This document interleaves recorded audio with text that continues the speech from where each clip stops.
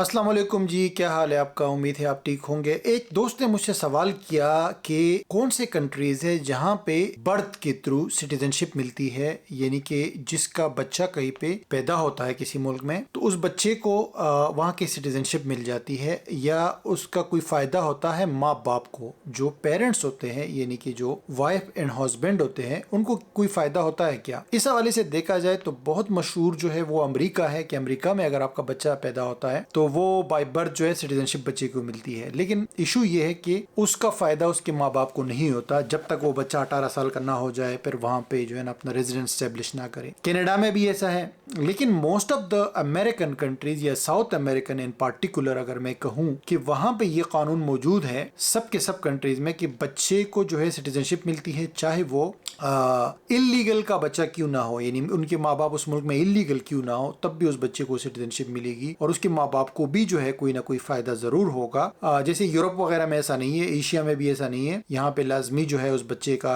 माँ या बाप का उस मुल्क का सिटीजन होना जरूरी है। लेकिन यूएसए और कनाडा और उसके आगे जो साउथ अमेरिकन और सेंट्रल अमेरिकन कंट्रीज है, वहां पे ये चीज नहीं है। वहां की लॉज जो है बहुत फ्लेक्सिबल है और इंसानियत को प्रेफर करते हैं नेशनलिज्म और इन चीजों की जगह पे। तो अब इस वीडियो में मैं आपको 5 ऐसे कंट्रीज बताता हूं जहां पे अगर बच्चा पैदा हो तो उस बच्चे को तो सिटीजनशिप मिलेगी ही मिलेगी, लेकिन उसके माँ बाप को भी सिटीजनशिप मिलेगी। कुछ कंट्रीज में आपको डायरेक्टली मिलेगी, यानी कि ऑन द स्पॉट आप अप्लाई कर सकते हो, यानी कि बच्चा पैदा होने के 1 हफ्ता 2 हफ्ते के बाद जब उसकी कागजी कार्रवाई मुकम्मल हो जाए, यानी बर्थ सर्टिफिकेट बच्चे का मिल जाए, आईडी कार्ड बन जाए, पासपोर्ट बन जाए, उसके बाद डायरेक्टली आप अप्लाई कर सकते हो सिटीजनशिप के लिए। कुछ कंट्रीज में ऐसा है कि आपको थोड़ा सा वेट करना पड़ेगा, पहले परमानेंट रेजिडेंस मिलेगी, फिर जो है आपको सिटीजनशिप मिलेगी। ठीक है, तो दोनों चीजों का मैं आपको इस वीडियो के अंदर बताऊंगा। दूसरी बात यह कि इस वीडियो के थ्रू मेरा यह मकसद नहीं है कि आप बच्चा जो है वो सिर्फ इस मकसद के लिए पैदा करे कि आपको सिटीजनशिप मिल जाए या उस बच्चे को सिटीजनशिप मिल जाए। ये उन लोगों के लिए ज्यादा फायदेमंद है जो ऑलरेडी जिनका बच्चा दुनिया में आने वाला है, जिन्होंने ऑलरेडी ये डिसाइड किया हुआ है कि उन्होंने बच्चा पैदा करना है या पेरेंटिंग करनी है। ठीक है, तो वो बच्चा पाकिस्तान में भी पैदा हो सकता है, दुबई में भी पैदा हो सकता है, कहीं भी पैदा हो सकता है। तो वो लोग अगर चाहे कि उसका यह है कि उस बच्चे को भी फ्यूचर में लाजमी बात है फायदा हो और माँ बाप को भी फायदा हो, तो वो लोग इस चीज के लिए कोशिश कर सकते हैं। क्योंकि अगर आप एक मतलब पाकिस्तान में है एक जोड़ा और उनका बच्चा पैदा होने वाला है, तो पाकिस्तान से बहुत मुश्किल है आगे इन कंट्रीज के वीजे मिलना, जो अभी मैं आपको बता रहा हूँ 5। लेकिन अगर जोड़ा जो है वो तुर्की में है, दुबई में है, सऊदीया में है, तो फिर चांस है कि उनको वीजा मिल जाए, या अगर यूरोप वगैरह में है। तो लेट्स स्टार्ट कि ये कंट्रीज कौन सी है। तो इसमें पहले नंबर पे once again guys Argentina. Argentina को मैं क्यों बार बार वो करता हूँ कि अर्जेंटीना जो है वो उसकी सिटीजनशिप सबसे बेस्ट है, क्योंकि अर्जेंटीना का कानून बहुत ह्यूमन फ्रेंडली है और इमिग्रेशन फ्रेंडली है और सिटीजनशिप फ्रेंडली है हर हवाले से। क्योंकि सिर्फ 2 साल के बाद अगर नॉर्मली भी आप वहां रहते हो तो सिटीजनशिप के लिए अप्लाई कर सकते हो। लेकिन सबसे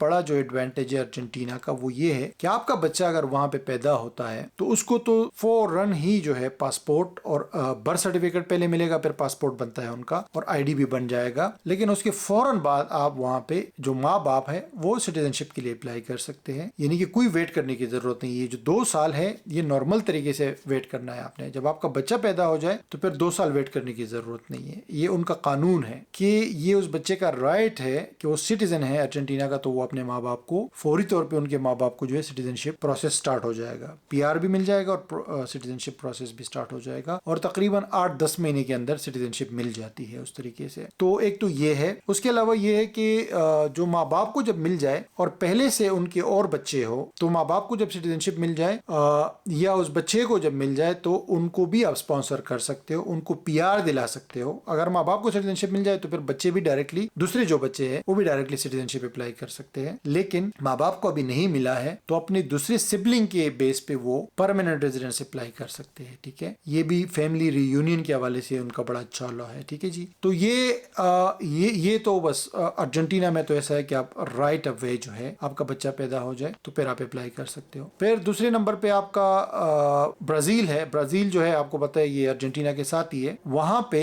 भी ऐसा ही पॉसिबल है कि बच्चा पैदा हो जाए तो आप बच्चे को तो सिटीजनशिप मिलेगी, लेकिन माँ बाप को पीआर मिलेगा। डायरेक्टली सिटीजनशिप नहीं मिलेगी, लेकिन डायरेक्टली जो है वो पीआर के लिए अप्लाई कर सकते हैं। और पीआर क्या चीज है? पीआर भी सिटीजनशिप की तरह ही होता है, तकरीबन 80-90%। उसमें लाइफ टाइम रेजिडेंसी होती है, परमानेंट रेजिडेंस। उसके थ्रू भी आपको तमाम फैसिलिटीज मिलती है। लेकिन पीआर लेने के 1 साल बाद आप सिटीजनशिप के लिए अप्लाई कर सकते हो ब्राजील के अंदर। तो आपको जस्ट 1 साल वेट करना है और उसमें लैंग्वेज वगैरह सीखनी है। अर्जेंटीना में तो आपको लैंग्वेज की भी रिक्वायरमेंट नहीं है। आपका बच्चा पैदा हो जाए तो कोई स्पेनिश लैंग्वेज की भी रिक्वायरमेंट नहीं है, आपको डायरेक्टली वो हो जाएगा, मिल जाएगा। लेकिन उधर ब्राजील में पुर्तगीज जुबान बोली जाती है। तो आपका बच्चा पैदा हो जाए तो फिर आपको पीआर मिलेगा, लेकिन 1 साल आपने वहां वेट करना है। उसके बाद आप अप्लाई कर सकते हो सिटीजनशिप के लिए, लेकिन जुबान सीखना जरूरी है। तो 1 साल आप वहां रहोगे तो उसमें जुबान सीख लो। और जुबान मतलब बेसिक लेवल पे, इतना नहीं कि एडवांस लेवल पे आपको जुबान आनी चाहिए, ऐसा कोई इशू नहीं है। ठीक है जी। तो इसी सिलसिले में अगर हम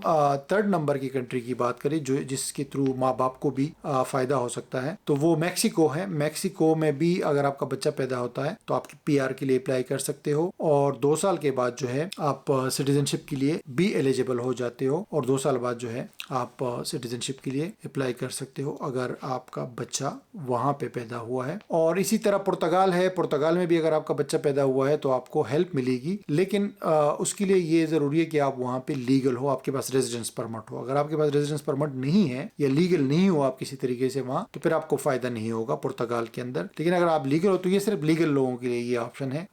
लेकिन जो दूसरे मैंने कंट्रीज साउथ अमेरिकन बताई है वहां पे तो आप इलीगल हो, विजिट पे हो, कुछ भी हो, आपको फायदा ही फायदा है। उसके अलावा पैराग्वाय एक मुल्क है 5वें नंबर पे, ये भी साउथ अमेरिका में ही है। वहां पे भी अगर आपका बच्चा पैदा होता है तो उसके थ्रू जो है आप अप्लाई कर सकते हो पीआर के लिए भी और सिटीजनशिप के लिए भी। आपको 2 से 3 साल के अंदर जो है सिटीजनशिप मिल जाएगी। ठीक है। और इन कंट्रीज का ये जो कानून है ये फेवर करता है बेसिकली फैमिली रिलेशनशिप को और ब्लड रिलेशनशिप को। यानी कि आपका बच्चा अगर है और वहां पे पैदा हुआ है तो वो लोग कहते हैं कि ये यहाँ का सिटीजन है, ये उसको बहुत कदर की निगाह से देखते हैं वो लोग, और वो समझते हैं कि आपका बच्चा अगर इन कंट्रीज में पैदा हुआ है तो ये इस मुल्क का शहरी है और इसको तमाम राइट्स है और ये बिल्कुल नेटिव सिटीजन कहलाया जाएगा। और इसके जो माँ बाप है वो उनको भी हम सिटीजनशिप देंगे अगर वो यहाँ पे रहते हैं और यहाँ पे अप्लाई करते हैं। तो वंस अगेन गाइस, अगर आपके पास चांस हो, आपका बच्चा पैदा करने का इरादा हो और आपके पास टाइम हो, चांस हो, तो आप इन कंट्रीज की वीजा अप्लाई कर सकते हैं।